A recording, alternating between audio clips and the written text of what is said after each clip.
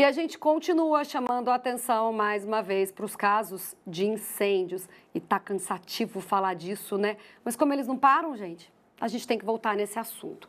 Só ontem, para vocês terem ideia, foram 2 de grandes proporções registrados em Uberaba. Fora os do fim de semana, que a gente já tinha falado, que foram mais de 10, né? Na verdade, os de ontem, para ter uma ideia, um acabou dando origem ao outro. Esse fogaréu todo chegou a quase 40 hectares de pastagens e matas, tudo foi queimado, um prejuízo que é incalculável, né? E aí a gente vai conversar com o David Carneiro.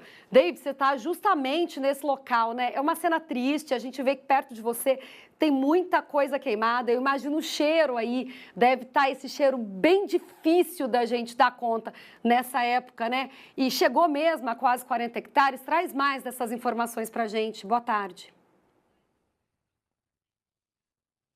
Para você ter noção, se o fogo ainda atravessou próximo a Fazu, atravessou o rio Uberaba e começou a queimar a mata depois do rio. E tudo isso com a ajuda do vento. Aqui está ventando bastante e aí, para ajudar, para refrescar é bom, mas para o fogo não ajuda nada. Boa tarde para você, para todo mundo que está nos acompanhando no MG1. A gente mostra aqui que está tendo uma obra aqui aos fundos e próximo às obras tem um caminhão com água que estava ajudando a combater as chamas. O fogo que está aqui na universidade destruiu toda essa parte. A qualquer espaço, qualquer mato seco, o fogo está destruindo. Desse lado tem a obra. Para esse outro lado aqui, as imagens do Alessandro Santos mostram para a gente, a obra continua, mas tem local que está saindo fumaça ainda. Isso daqui, se continuar com esse vento, se continuar com esse calor, pode voltar a pegar fogo, mas a equipe está aqui já de olho para combater. E toda essa mata, toda essa região está totalmente destruída pelo fogo. Ontem, como você disse, foram 8 incêndios, grandes incêndios, 20 hectares destruídos. O Corpo de Bombeiros usou cerca de 25 mil litros de água, caminhão, abafador, enfim, tudo para combater as chamas que aqui destruíram a universidade, fazenda próxima a Fazu. Vindo aqui para a universidade, quando você já chega ali na rotatória, próximo à Epamig, você já começa a ver a destruição da Epamig até aqui. E daqui onde nós estamos, próximo ao Parque das Barrigudas, adiante, é só destruição. Esse cenário aqui vai piorando a cada quilômetro que a gente anda. Do meu lado, o Anderson Passos, consultor ambiental, que traz detalhes para a gente, porque a gente está vendo essa fumaça, o vento, a gente dá uma olhada nas árvores também, elas estão queimadas, mas o topo não está queimado. Isso tem uma explicação também, a fumaça rasteira com o vento, né, Anderson? Boa tarde. Boa tarde. A gente pode ver pelas marcas deixadas pelo fogo e até pelo que a gente pode ver aqui agora, que as condições climáticas estão extremamente desfavoráveis para a nossa saúde. E estão favoráveis para o alastramento das chamas. Então a gente pode ver que a fumaça, ela sequer sobe feito a gente costuma ver em outros momentos com o tempo, com o vento mais leve, com o vento mais suave. A fumaça, ela corre basicamente rente ao solo, o que mostra que qualquer fagulha que possa se desprender em chamas, ela pode alçar voo, alcançar uma distância longa e começar um novo foco de incêndio. Associando isso com a baixa umidade do ar que nós estamos vivendo agora, isso são elementos que compõem um cenário muito ruim para o fogo, ou melhor, muito bom para o fogo se alastrar, mas muito ruim para a nossa saúde.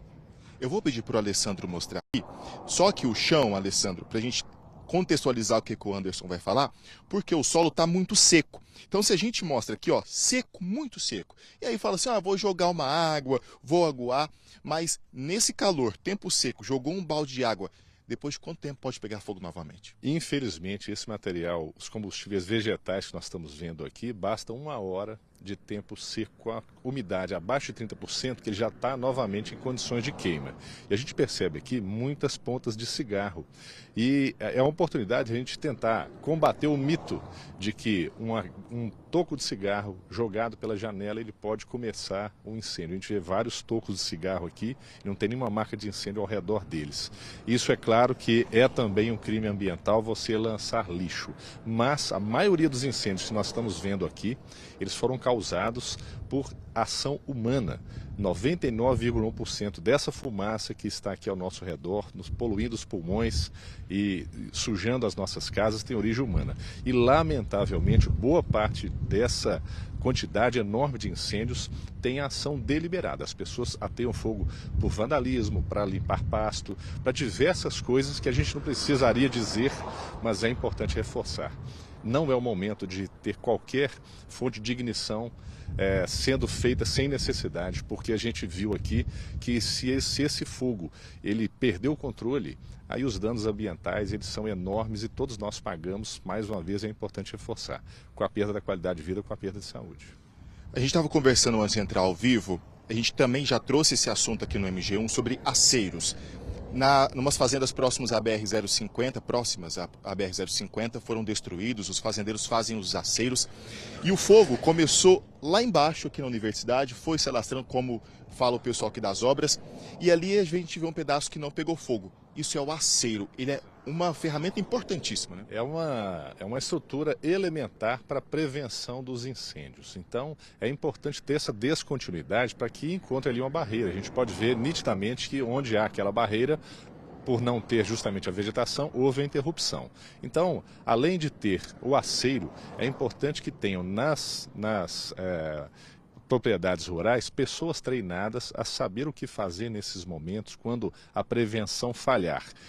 Para que um fogo que esteja vindo de outra propriedade, um incêndio nesse caso, ele possa ser combatido com efetividade, mas mais do que isso, que as pessoas saibam o que não fazer também, porque os incêndios em vegetação trazem riscos muito grandes, porque a pessoa pode se desorientar em meio à fumaça e acabar acontecendo acidentes até fatais. Então são estratégias que precisam ser treinadas, as pessoas têm que estar treinadas e as propriedades preparadas. Os produtores rurais têm que registrar, inclusive, esse caminho do fogo, todos os seus danos, inclusive, porque, como você disse, um fogo que se originou numa propriedade de terceiros acabou atingindo áreas enormes. Então, prevenção é a palavra mais forte.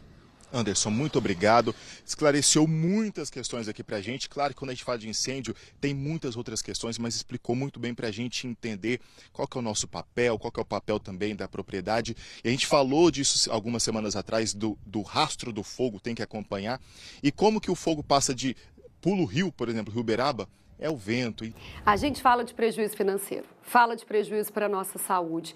E o prejuízo para o meio ambiente é incalculável. Como o Anderson explicou para a gente, isso, gente, é levado pelo vento mesmo. Não tem controle, dificilmente consegue controlar o fogo. E a gente estava vendo as imagens, David, enquanto vocês conversavam aí, que imagens impressionantes, a altura que as chamas chegaram.